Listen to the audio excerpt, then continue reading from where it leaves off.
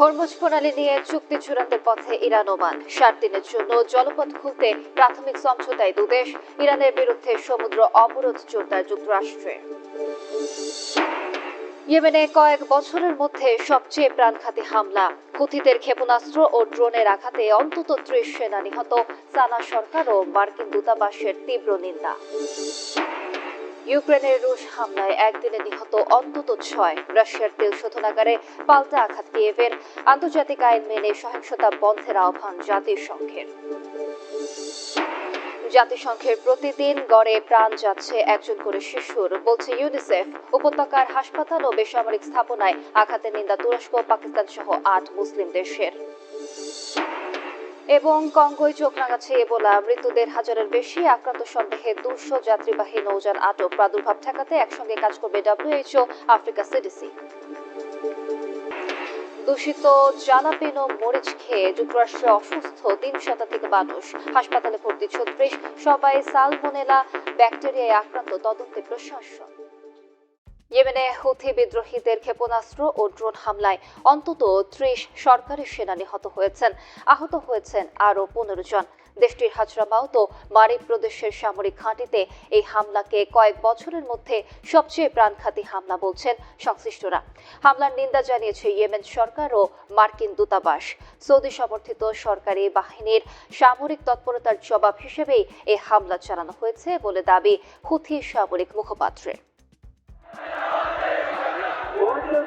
ইয়েমেনের গৃহযুদ্ধে আবারও বেড়েছে সংঘাতের উত্তাপ। স্থানীয় সময় বৃহস্পতিবার দেশটির হাজরামাউত ও মারিব প্রদেশের কয়েকটি সামরিক ঘাঁটিতে ক্ষেপণাস্ত্র ও ড্রোন হামলা চালায় হুথি বিদ্রোহীরা। সরকারি সূত্রের বরাতে আল জাজিরা জানিয়েছে এতে বহু সেনা হতাহত হয়েছেন। দেশটির স্বাস্থ্যমন্ত্রী এ ঘটনাকে বিশ্বাসঘাতকতাপূর্ণ হামলা বলে নিন্দা জানিয়েছেন। ইয়েমেনের সামরিক সূত্র বলছে হুথিরা আল জাওফ প্রদেশ থেকে 8টি ক্ষেপণাস্ত্র ছুড়ে এসব হামলা চালায়। লক্ষ্যবস্তু ছিল হাজরামাউতের আল থিনিয়া, আল আরব এবং মারিবের আল রুক সামরিক ঘাঁটি। সেনাবাহিনীর পক্ষ থেকে বলা হয়েছে হতাহতের সংখ্যা আরও বাড়তে পারে। অন্যদিকে হুথি সামরিক মুখপাত্র ইয়াহিয়া সারি দাবি করেছেন সৌদি সমর্থিত সরকারি বাহিনীর সামরিক তৎপরতার জবাব হিসেবেই এই হামলা চালানো হয়েছে। পাশাপাশি জরুরি বাহিনীর সদস্যদের ঘাঁটি ছেড়ে চলে যাওয়ার আহ্বান জানান তিনি। এদিকে হামলার নিন্দা জানিয়েছে ইয়েমেনে থাকা মার্কিন দূতাবাস। এক বিবৃতিতে এটিকে কাপুরুষোচিত হামলা আখ্যা দিয়ে নিহত সেনাদের পরিবারের প্রতি সমবেদনা জানানো হয়। হুথিদের এই হামলাকে কয়েক বছরের মধ্যে সবচেয়ে প্রাণঘাতী হামলা বলছেন সংশ্লিষ্টরা। 2014 সালে হুথিরা রাজধানী সানা দখলের পর ইয়েমেনে গৃহযুদ্ধ শুরু হয়। পরের বছর সৌদি নেতৃত্বাধীন জোট সামরিক অভিযান শুরু করলে হুথিদের পুরোপুরি পরাজিত করতে পারেনি। সাম্প্রতিক সময়ে দুই পক্ষের মধ্যে সংঘর্ষ আরও বাড়ছে।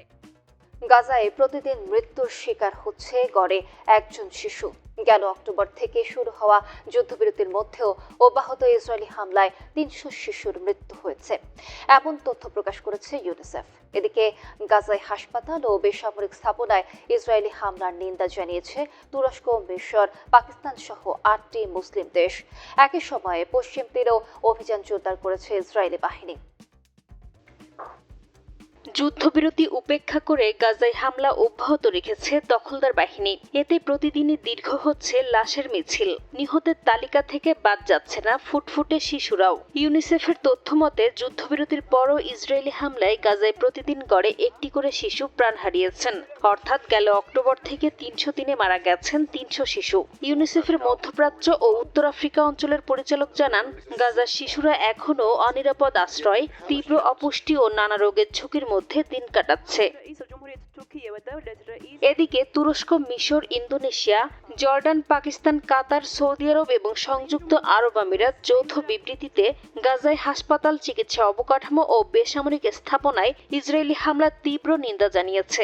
এসব হামলাকে আন্তর্জাতিক আইনের সুস্পষ্ট লঙ্ঘন উল্লেখ করে তারা যুদ্ধবিরতির পরবর্তী ধাপ বাস্তবায়নে বাধা সৃষ্টি করছে বলেও সতর্ক করেছে। উপত্যকায় শান্তি প্রতিষ্ঠায় ইসরায়েল আন্তরিক নয় বলেও অভিযোগ করেছে তুরস্ক। এদিকে অধিকৃত পশ্চিম তীরের জেনিনে ইসরায়েলি অভিযানে এক কিশোরী গুলিবিদ্ধ হয়েছে। একই সঙ্গে কালান্দিয়া শরণার্থী শিবির সহ বিভিন্ন এলাকায় টানা দ্বিতীয় দিনের মতো অভিযান চালিয়ে বাড়িঘরের তল্লাশি, সম্পদ ভাঙচুর এবং একাধিক ফিলিস্তিনিকে আটক করে দখলদার বাহিনী। ফিলিস্তিনি রেড ক্রিসেন্ট জানিয়েছে এসব অভিযানে বেশ কয়েকজন আহত হয়েছেন। যুদ্ধবিধ্বস্ত গাজায় কিডনি রোগীদের জন্য নিয়মিত চিকিৎসা এখন টিকে থাকার লড়াইয়ে পরিণত হয়েছে। ভাঙা সড়ক, পরিবহন সংকট আর ওষুধের তীব্র ঘাটতিতে নিয়মিত ডায়ালাইসিসও হয়ে উঠছে অনিশ্চিত। চিকিৎসকরা বলছেন, প্রয়োজনীয় ওষুধ না থাকায় অনেক রোগীকেই বারবার রক্ত নিতে হচ্ছে। পরিস্থিতি দ্রুত উন্নতি না হলে আরও অনেক রোগীর জীবন ঝুঁকির মুখে পড়বে বলেও জানান তারা। গাজার হাজারো কিডনি রোগী সপ্তাহে কয়েকবার ডায়ালাইসিসের ওপর নির্ভরশীল, কিন্তু যুদ্ধের কারণে ধ্বংস হয়ে যাওয়া সড়ক, পর্যাপ্ত পরিবহনের অভাব এবং নিরাপত্তা ঝুঁকির কারণে সময় মতো হাসপাতালে পৌঁছানোই তাদের জন্য সবচেয়ে বড় চ্যালেঞ্জ হয়ে দাঁড়িয়েছে। অনেক রোগীকেই দীর্ঘ পথ হেঁটে বা স্বজনের সহায়তায় হাসপাতালে যেতে হচ্ছে। আমার ডায়ালাইসিস করাতে হয়, কিন্তু আল শিফা হাসপাতালে যাওয়ার জন্য কোনো যানবাহন পাই না। যাওয়া আসা দুটোই খুব কঠিন, কারণ বেশিরভাগ সড়ক ক্ষতিগ্রস্ত। প্রতিদিনই নানা ধরনের সমস্যার মুখোমুখি হতে হয়, আর আমাকে হুইল চেয়ারে ঠেলে হাসপাতালে নিতে গিয়ে আমার ছেলেকেও অনেক কষ্ট করতে হয়। কোনোভাবে পৌঁছাতে পারলেও হাসপাতালে আবার অন্য সংকটের মুখে পড়তে হচ্ছে। প্রয়োজনীয় ওষুধ, ডায়ালাইসিস সংক্রান্ত চিকিৎসা উপকরণ এবং অন্যান্য জীবন রক্ষাকারী সরঞ্জামের ঘাটতি চিকিৎসা সেবাকে মারাত্মকভাবে ব্যাহত করছে। চিকিৎসকদের মতে, এসব সংকটের কারণে অনেক রোগীর নিয়মিত চিকিৎসা পরিকল্পনা পরিবর্তন করতে হচ্ছে। বিশেষ করে কিডনি রোগীদের রক্ত স্বল্পতা নিয়ন্ত্রণে ব্যবহৃত গুরুত্বপূর্ণ ওষুধের অভাবে অনেককে বারবার রক্ত সঞ্চালনের ওপর নির্ভর করতে হচ্ছে।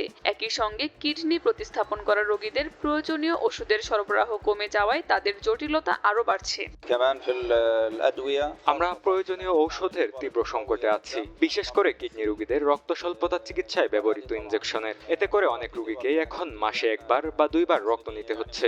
এছাড়া কিডনি প্রতিস্থাপন করা রোগীদের প্রয়োজনীয় ঔষধেরও তীব্র সংকট চলছে।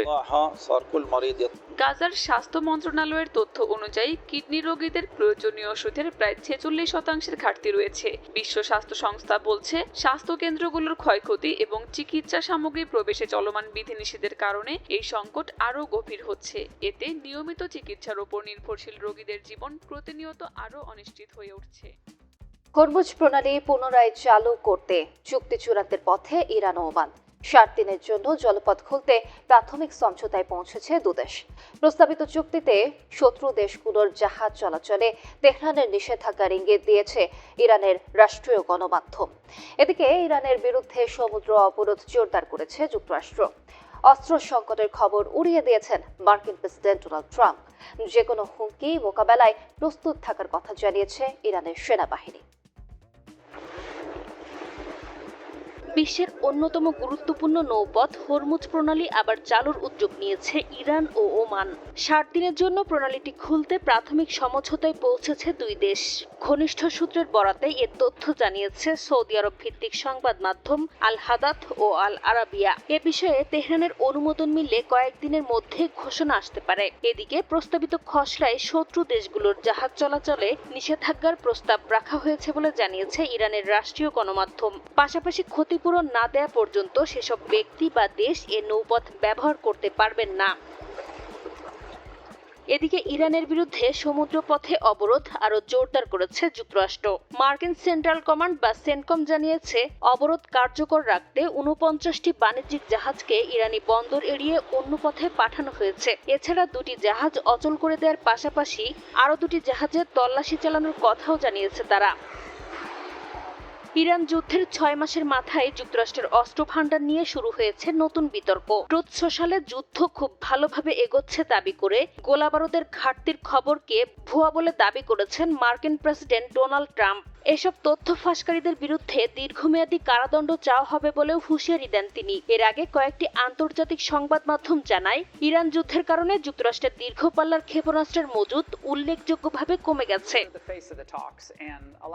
যুদ্ধ শেষের প্রক্রিয়া ধীরগতির জন্য ইরানের বিভক্ত রাজনৈতিক ব্যবস্থাকে দায়ী করেছেন মার্কিন vice president JD Vance. Fox নিউজকে তিনি বলেন, ইরানে এক পক্ষ যুদ্ধের অবসান চাইলেও আরেক পক্ষ সংঘাত চালিয়ে যেতে চায়। এদিকে ইরানের ইরানের সেনাবাহিনীর মুখপাত্র ব্রিগেডিয়ার জেনারেল মোহাম্মদ আকরামিনিয়া দাবি করেছেন, ক্ষতিগ্রস্ত সামরিক ব্যবস্থা আধুনিকায়ন করা হয়েছে, পাশাপাশি যে কোনো হুমকি মোকাবিলায় তারা প্রস্তুত। এদিকে ইরানে সরকার পরিবর্তনের পরিকল্পনা ব্যর্থ হওয়ায় মোসাদের 2 শীর্ষ কর্মকর্তাকে সরিয়ে দেওয়া হয়েছে বলে দাবি করেছে ইসরায়েলি গণমাধ্যম। যুদ্ধবিরতি টেকসই করতে আবারও মুখোমুখি লেবানন ও ইসরায়েল। বৃহস্পতিবার ইতালির রাজধানী রোমে যুক্তরাষ্ট্রের মধ্যস্থতায় বৈঠকটি অনুষ্ঠিত হয়। 7ম দফার এই বৈঠকে হিজবুল্লাহ নিরস্ত্রীকরণ, দক্ষিণ লেবানন থেকে ধাপে ধাপে ইসরায়েলি সেনা প্রত্যাহার এবং যুদ্ধবিরতির পূর্ণ বাস্তবায়ন নিয়ে আলোচনা হয়। তবে যুদ্ধবিরতি নবায়নের ইসরায়েলের পক্ষ থেকে এখনো কোনো স্পষ্ট প্রতিশ্রুতি মেলেনি। বৈঠক শেষে কারিগরি পর্যায়ের আলোচনা ফলপ্রসূ হয়েছে বলে জানায় মার্কিন পররাষ্ট্র দফতর। এদিকে আলোচনা চলাকালে লেবাননের দক্ষিণাঞ্চলের টায়ার জেলার বিভিন্ন স্থানে একাধিক বিমান হামলা চালায় নেতানিয়াহু বাহিনী। লেবাননের স্বাস্থ্য মন্ত্রণালয় জানিয়েছে, এসব হামলায় অন্তত 8 জন আহত